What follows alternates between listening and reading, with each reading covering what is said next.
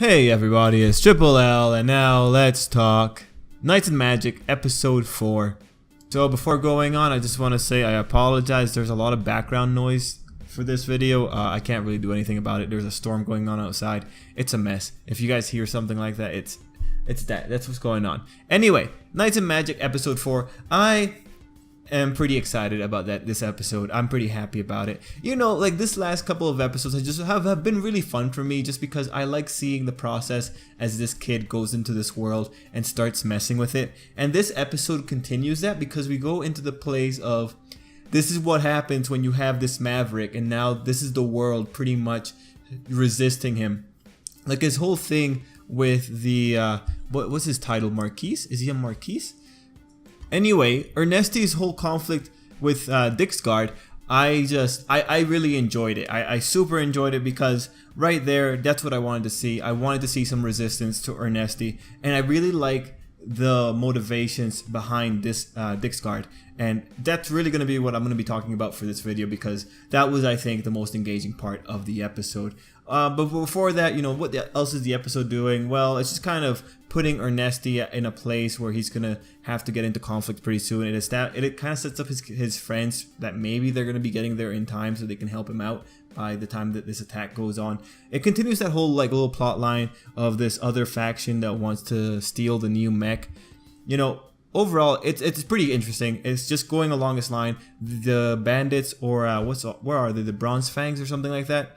They are making the effort to try and take this suit. So we're continuing that little plot line.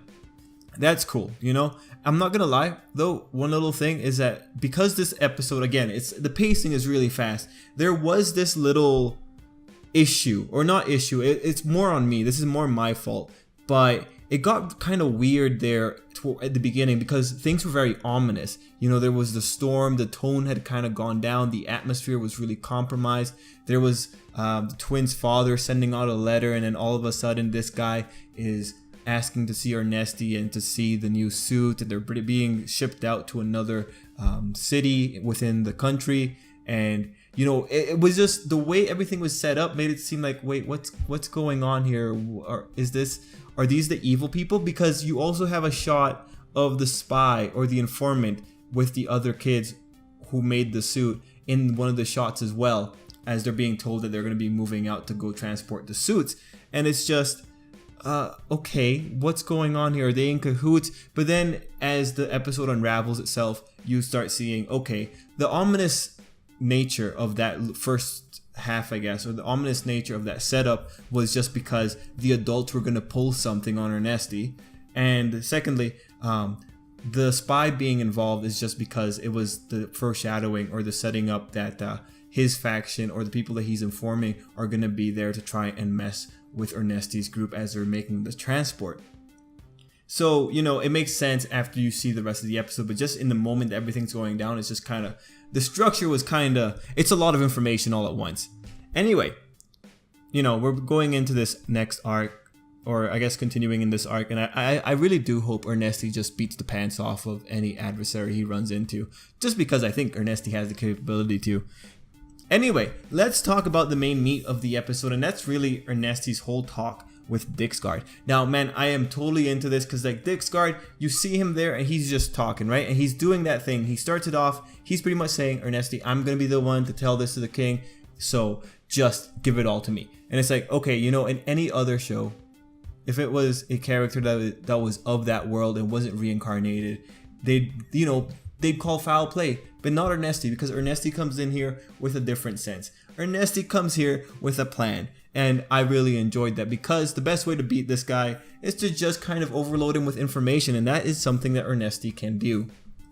So that whole talk and him pretty much circumventing that really ominous kind of atmosphere that was going on in the first half of the episode by just saying, yeah, okay, yeah, that's fine with me, whatever, because I'm just gonna go make more stuff. It's cool, I don't really mind, was excellent. I love that. I love it when a character doesn't prescribe to the common sense of the world, and then that's when you start seeing Dixguard's true concerns, his true colors, because we have the setup that Dixguard doesn't want, or he's not, you know what, saying doesn't want is incorrect.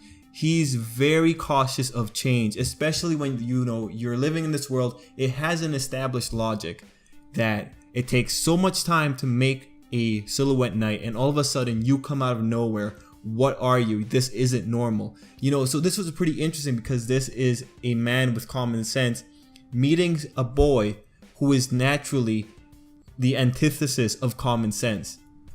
And so that whole little struggle that character was having, it's very similar to the struggle that Edgar from the Knights at the school was having, except you can make the argument, well, Edgar's young, so he can adapt to things, whereas you have this old man, he's crystallized, he's set in his ways, and he's just seeing Ernest, and he's thinking, okay, look, man, you're something. I'm just gonna try and take advantage of the situation, and it's all gonna be good. But of course, you don't expect these moments when Ernesti just goes out and says, yeah, okay, I'm gonna give you the explanation. You make sure you tell this to him because I don't want to tell it to him a second time. And so the old man effectively gets circumvented because he underestimated how effective Ernesti is and how wise Ernesti is, because again, Ernesti is a child with the mind of an adult. So Dixgard's whole struggle with Ernesti, I absolutely loved. I enjoyed their little conversation. I enjoyed Dixgard just breaking it down like, this is not normal, kid. And Ernest just being like, I'm just going to keep making stuff just because I can. This isn't going to be my last suit. And then the next thing, like Ernest just went out and told him his whole original plan. And it's just like, yeah, okay. At that point, I imagine for Dixgard, it was like coming face to face with God and just not knowing what to do when God asked you if you wanted tea or water. Just because of it was a situation where just meeting this person robbed your ability to think. And so, I really enjoyed it. It was fun. It was fun. I really liked it.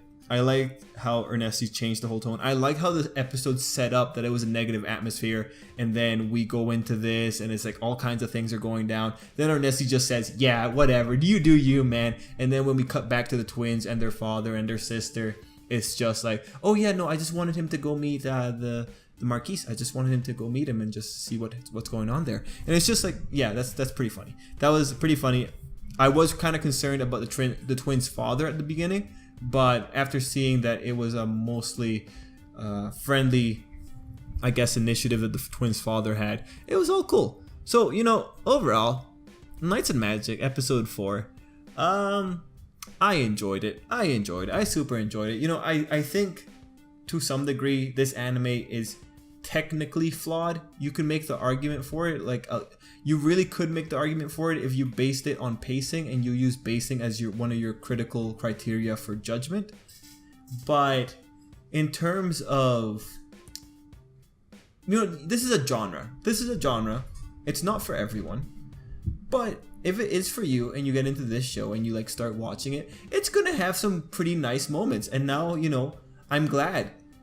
This is actually episode 3 and 4 have certainly alleviated my concerns with with episode 1 and 2, just because it seems like the pacing is now not expanding. It seems like now we're settling into a nice groove, just because it seems like we have a nice amount of information coming at us at the same time as we have things going on. So I'm pretty happy with that. I'm glad we're not jumping around time periods like we did in the first episode. I'm glad that we're pretty much a bit more focused in one time zone in one particular area.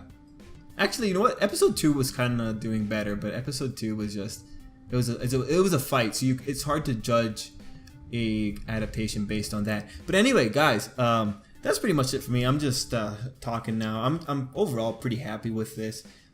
This is a show, it just loads you with a lot of information, and truthfully, compared to the last episode, this episode has less of an information load, but it's still significant enough that you can see that we're doing a lot. We're doing a lot in this adaptation. That said, I did enjoy this. I really did enjoy this. This is a pretty awesome episode. Again, it's that whole sequence with Dixgard was my favorite. I absolutely love that. It was the best. I like it when characters break it down like that.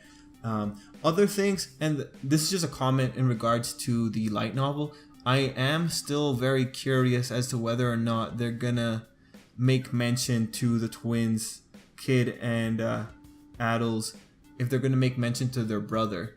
I just wonder, or I wonder if he's just been written out altogether. But that's just like a question mark.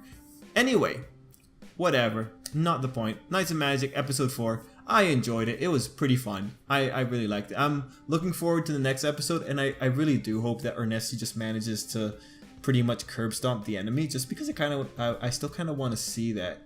I don't want to think that the enemy is so effective that they can stop Ernesti. But yeah, that's pretty much it for me, guys. Thanks for watching, and until next time, I really hope you have a great day.